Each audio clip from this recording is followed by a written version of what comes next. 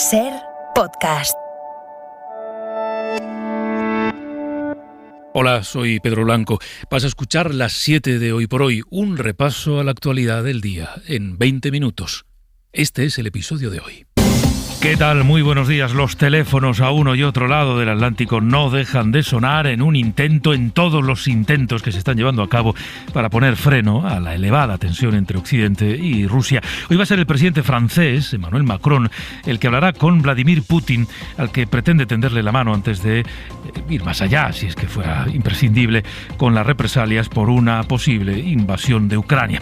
Corresponsal en París, Sara Canales, buenos días. Buenos días. Una llamada telefónica que el presidente francés afronta con una clara voluntad de no romper el diálogo y sobre todo de continuar fomentando una vía de negociación a 4 bandas, con Francia, Alemania, Ucrania y Rusia como interlocutores, el llamado Grupo de Normandía, que antes de ayer se reunieron en París y por primera vez en 2 años lograron redactar un comunicado conjunto. En él se comprometían a respetar incondicionalmente el alto el fuego en la región del Donbass y a reunirse de nuevo en 2 semanas, esta vez en Berlín, para seguir buscando soluciones al conflicto.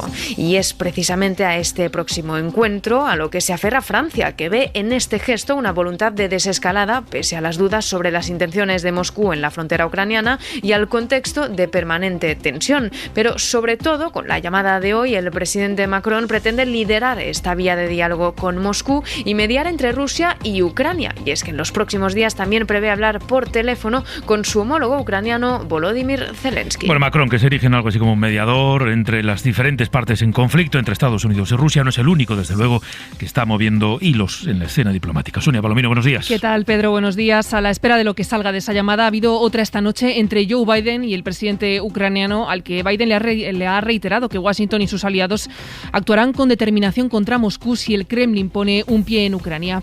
Entre tanto, a Rusia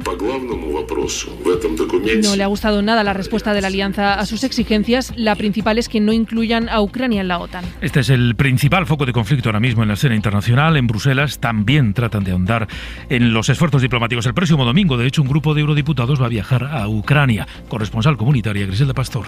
Se van este domingo, sí, volverán el martes. No han comunicado la agenda exacta de su viaje por razones de seguridad y tienen muy claro que el objetivo es expresar su solidaridad. Pero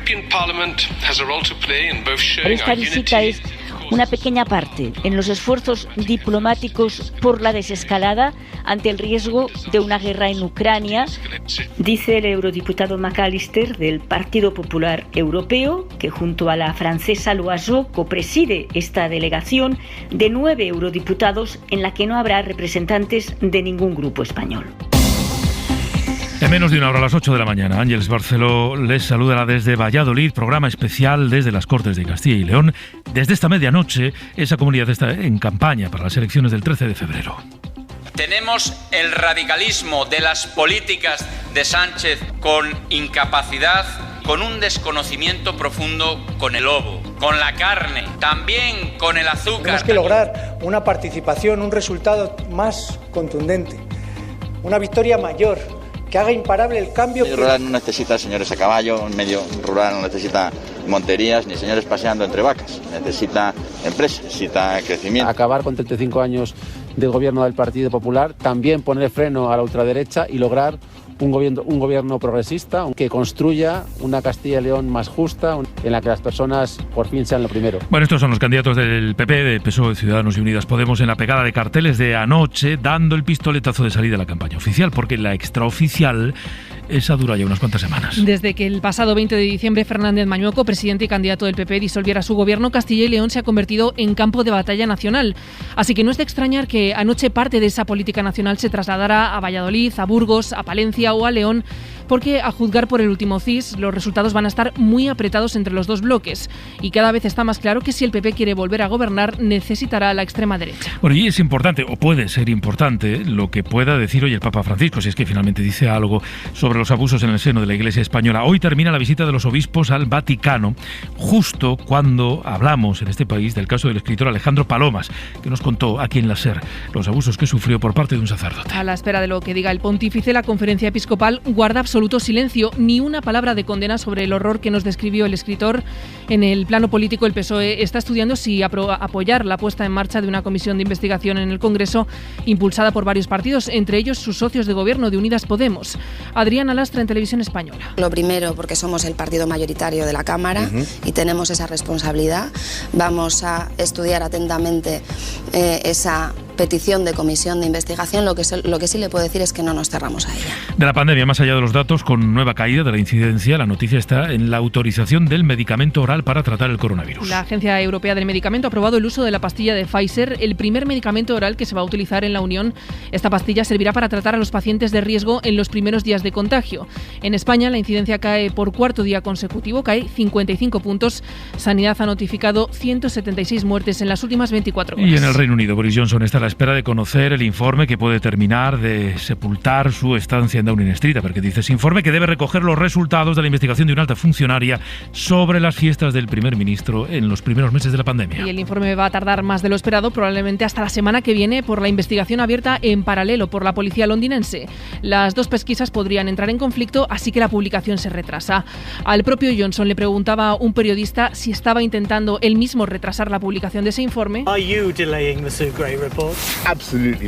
Y él lo ha negado, aunque entre la opinión pública es algo claro que el Premier está tratando de ganar tiempo. Es viernes, es 28 de enero y ¿con qué tiempo empieza, Sonia? Pues con tiempo parecido al de ayer, con sol y temperaturas suaves en las horas centrales del día en la mayor parte del país. Solo en Canarias y en el Estrecho se esperan algunas lluvias. SER Podcast. Las últimas horas nos dejan el anuncio de un importante avance en el tratamiento del COVID, del coronavirus, importante por su sencillez, importante por su accesibilidad. La Agencia Europea del Medicamento ha aprobado el uso de la pastilla de Pfizer, que va a servir para que los pacientes que son considerados de riesgo, los de riesgo, se la tomen en los primeros días. En los primeros días en los que muestren síntomas. Es ahí cuando es eficaz, de manera que el virus no les haga un daño mayor. Teresa Rubio. Este medicamento, que ronda los 700 euros, combina dos principios activos diferentes. El envase trae 30 comprimidos, 15 por cada principio activo, y hay que tomarlos juntos 2 veces al día durante 5 días seguidos. Estos tratamientos, el Paxlovid, señorías, es el que tiene una mayor eficacia. Estamos hablando del 89% en la reducción de la hospitalización y además mantiene su actividad frente a Omicron. Debe administrarse lo antes posible tras el diagnóstico o antes de que pasen 5 días después del inicio de síntomas. Está indicado para pacientes adultos con COVID que no requieren oxígeno, pero que tienen un mayor riesgo de ponerse graves. España ya ha negociado con Pfizer la compra de 344.000 tratamientos, al margen de los que después negocie de forma conjunta con la Unión Europea. Entre tanto, los indicadores de la pandemia siguen bajando en nuestro país. La incidencia cae por cuarto día consecutivo, 55 puntos, y se sitúa en los 3.139 casos por cada 100.000 habitantes. Y es importante este cambio que plantea el Ministerio de Sanidad para el conteo de los datos. Lo que quiere Sanidad es que de las cifras que se dan cada día de hospitalizaciones y muertes se distinga entre los que han llegado hospitalizados por COVID y los hospitalizados con COVID. Aunque parezca mentira, eso no se hacía hasta ahora, y en las estadísticas de ingresados puede entrar, por ejemplo, alguien que ha llegado al hospital con una pierna rota y que al hacerle un test resulta ser un contagiado asintomático. La ministra Carolina Darias. Hay muchas personas que ingresan por COVID y otros que, por ejemplo, ingresan para hacerse una operación y se le hace la PCR correspondiente, asintomática, y resulta que es positiva. También está pasando, y por tanto también tenemos que seguir avanzando en esta consideración. En Europa, Alemania vuelve a registrar un dato muy alto de contagios, Mayo. El segundo más alto de toda la pandemia, 190.000 positivos y 170 fallecidos en las últimas 24 horas. En el Reino Unido sumaban ayer 338 muertes, Italia casi 400. En Francia, con más de 100.000 contagios diarios, el responsable de los hospitales de París se preguntaba este jueves: ¿Es que on y renonce sans emporter si quienes renuncian a vacunarse y ocupan camas de UCI deberían pagar o no las consecuencias de sus decisiones? Un debate, el de la vacunación, que continúa abierto en Alemania, donde esta semana el Parlamento ha empezado a estudiar cómo hacerla obligatoria. Fuera de Europa, Turquía y Brasil registran hoy récords diarios de contagios. En Brasil, con más de 600 muertos, acumulan ya 625.000 fallecidos desde el inicio de la pandemia.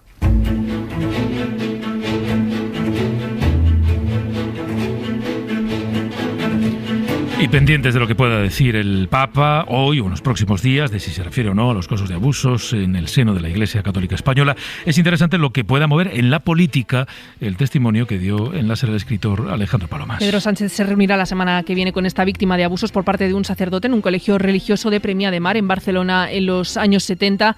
Palomas contó aquí su caso y aprovechó para reprochar al PSOE que no esté siendo lo suficientemente contundente en su respuesta a estos casos. Tienen un papel complicado los socialistas, que no han aclarado del todo si van a respaldar la puesta en marcha de una comisión que investigue en el Congreso los abusos sexuales en el seno de la Iglesia. La promueven Unidas Podemos, Esquerra y Bildu, pero en el PSOE se limitan de momento a decir que están estudiando si la apoyan. Su voto es fundamental porque el PP ha dicho ya que la va a rechazar. Guillermo Lerma, buenos días. Buenos días. Antes de tomar una decisión, el PSOE quiere estudiar la redacción de la iniciativa promovida por Podemos, Esquerra y Bildu para saber, dicen, si los términos son los adecuados o procede llevar a cabo otra vía. En cualquier caso, esta vez el PSOE no se cierra a apoyar la creación de la comisión de investigación. El Gobierno asegura que antes, eso sí, hay que escuchar a las víctimas, como hará la próxima semana el presidente del Gobierno, Félix Bolaños, ministro de la Presidencia. Creo que es muy importante que el Gobierno esté con las víctimas, lo vamos a estar, y las víctimas han de saber que el Gobierno les va a acompañar con el objetivo de esclarecer todos los casos y de resolver todos esos casos. Ciudadanos apoya la medida, el PP se opone, así que el voto de los socialistas es clave para que la investigación salga adelante. El PSOE ahora sí se muestra dispuesto a reclamar información a la Iglesia. En 2018 descartaba hacerlo. Decía que al Gobierno no le corresponde hacer ese tipo de requerimientos. La iniciativa, en cualquier caso, tendrá que pasar también el filtro de la mesa y de los letrados de la Cámara. La Conferencia Episcopal no ha dicho ni una sola palabra sobre este asunto, un mutismo absoluto en la Iglesia española que contrasta con el caso que hemos conocido en Alemania, el del cardenal de Múnich, que ha pedido perdón a las víctimas después de conocerse un exhaustivo informe sobre abusos cometidos por religiosos alemanes. Corresponsal en Berlín, Carmen Viñas. Una semana después de la publicación del impactante informe sobre abusos sexuales en la archidiócesis de Múnich y Freisig, el arzobispo responsable, Reinhard Marx, ha vuelto a pedir perdón por el sufrimiento y la pérdida de confianza. Ha asegurado que tras leer el documento, que registra al menos 497 víctimas y 235 presuntos autores, se sintió conmocionado y horrorizado. Ha vuelto a poner su cargo sobre la mesa, como ya hiciera este verano cuando fue rechazado por el Papa Francisco. Es imperdonable no haber atendido a las víctimas. Los que ahora siguen negando las causas sistémicas y se oponen a una necesaria reforma de la Iglesia en actitudes y estructuras no han entendido el desafío.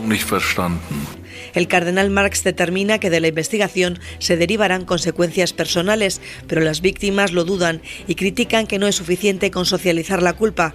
Hay responsables directos y estos deben ser castigados. Y en Córdoba se ha convocado para hoy un rezo laico para protestar por la presencia de carteles antiabortistas en algunas marquesinas de la ciudad. En esos carteles se podía leer que rezar ante clínicas abortistas está genial. Esos carteles han desaparecido en las últimas horas. Córdoba, María José Martínez. Sí, esta convocatoria será a las 11:30 ante las puertas del Ayuntamiento en defensa de los derechos de las mujeres convocados por la plataforma Nosotras Decidimos. El alcalde de Córdoba, el popular José María Bellido, aseguró esta semana que no iban a retirar la campaña apelando a la libertad de expresión. Este jueves, según ha publicado el digital Cordópolis, el anuncio había sido sustituido en algunas marquesinas, tal vez por el fin de la campaña impulsada por un colectivo ultracatólico. Esta llamaba al rezo ante las clínicas llegó a 33 ciudades, aunque algunos ayuntamientos sí que la han retirado.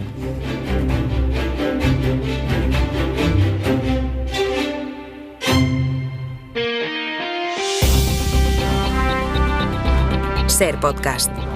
A las 9 vamos a conocer el dato del Producto Interior Bruto que nos puede dar la medida de cómo terminó el año en términos económicos. El Gobierno confía en que ese dato confirme que la recuperación económica coge impulso en la recta final de 2021, aunque difícilmente se acercará a las previsiones del cuadro macroeconómico que apuntaban a un crecimiento del PIB del 6,5%.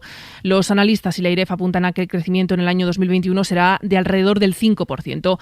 Sea cual sea el dato, en Moncloa se apoyan también en la recuperación del empleo, con la EPA que conocimos ayer y que sitúa el mercado laboral en niveles que no se veían desde antes de la crisis de 2008. Sobre empleo, a menos de una semana para que se vote la reforma laboral en el Congreso, el Gobierno sigue sin contar con suficiente respaldo y tiene a Esquerra Republicana cada vez más lejos. En los últimos días la ministra Yolanda Díaz ha dicho, lo dijo aquí en la SER, que confía en el acuerdo, en que hay margen e insiste. Nunca me levanto de una mesa, es muy difícil levantarme a mí de una mesa, es decir, que voy a agotar la negociación. y lo que estoy es respetando una negociación que tengo con unas formaciones políticas. Pero atención a lo que decía el negociador de los republicanos, Jordi Salvador. Pero sí, con Yolanda ha habido intercambios, ha habido propuestas y hay cosas que se podía llegar a acuerdos, pero hay que cambiar, hay que blindar cosas, hay que acabar de perfilar, etcétera, etcétera, pero no hay nada cerrado. Esquerra hizo público ayer un manifiesto con Bildu, la CUP y el BNG que exige la incorporación al nuevo mercado laboral en medidas que han sido rechazadas en la mesa del diálogo social, como la indemnización por despido. Eso obligaría a modificar el decreto, que es algo que Sánchez descarta completamente, así que visto lo visto, la opción más viable ahora es apoyarse en Ciudadanos y en partidos pequeños, que es una vía que la vicepresidenta descarta por completo. Bueno, es pequeño el boquete, el agujero que se le puede abrir a partir de ahora a Hacienda, que va a tener que corregir a la baja las multas a los españoles con bienes en el extranjero que no han declarado su dinero aquí o que lo han hecho fuera de tiempo. Sí, porque el Tribunal Superior de Justicia de la Unión Europea ha aceptado el recurso que presentó la Comisión contra esas multas al considerar que eran desproporcionadas. Y ahora la justicia les da la razón. Se calcula que desde que entró en vigor este modelo en 2012 hay unos 60.000 afectados. Informa Jordi Fábrega. Dos son los aspectos que va a corregir el Gobierno de manera inmediata antes del mes de abril sobre el procedimiento para declarar los bienes en el extranjero. El sistema de sanciones considerado desproporcional por el Tribunal de Justicia Europeo y la prescripción que ahora no existía y que se fijará. Todo eso se hará deprisa, metiéndolo como enmienda en alguna ley que ya se esté tramitando, porque recuerda la ministra de Hacienda, María Jesús Montero, que sigue existiendo la obligación de declarar los bienes en el extranjero. Vamos a reformular de forma rápida aquellos aspectos que hay que corregir, porque se trata de una declaración informativa que quiero recordar y que quiero comunicar que sigue estando vigente. Hacienda explica que son unos 60.000 los contribuyentes que presentan esta declaración. Han declarado 223.000 millones de euros desde 2013 y se han aplicado sanciones por valor de 235 millones por incumplimientos. Esos 235 millones es el posible impacto máximo que tendrá la sentencia de Luxemburgo. Y de la crónica del mundo de la escena internacional vamos a estar pendientes de dos votaciones, la primera en Italia, donde se están poniendo muy complicadas las cosas. Este viernes habrá un nuevo intento, el quinto, para designar al próximo presidente de la República. El mandato del actual jefe del Estado italiano, de Sergio Mattarella, expira el próximo jueves, por lo que el millar de representantes públicos encargados de elegir a su sucesor o sucesora no deberían tardar en ponerse de acuerdo en un nombre. Y en Portugal hay elecciones parlamentarias el próximo domingo. Esta noche hay cierre de campaña en Lisboa, con los socialistas liderando las encuestas por apenas 3 puntos sobre el conservador Partido Socialdemócrata y con la amenaza de una ultraderecha que gana peso y que podría condicionar una eventual mayoría de derechas. Y les recuerdo que a partir de las 8 de la mañana emitimos Hoy por Hoy en un programa especial desde Valladolid. Nos hemos ido allí coincidiendo con este primer día de la campaña electoral para las elecciones del próximo 13 de febrero. Suscríbete a las 7 de Hoy por Hoy. Todos los episodios y contenidos adicionales en la app de Cadena SER y en nuestros canales de Apple Podcast, Spotify, iVoox, Google Podcast y YouTube. Escúchanos en directo en la SER de lunes a viernes a las 7 de la mañana. Cadena SER. La radio.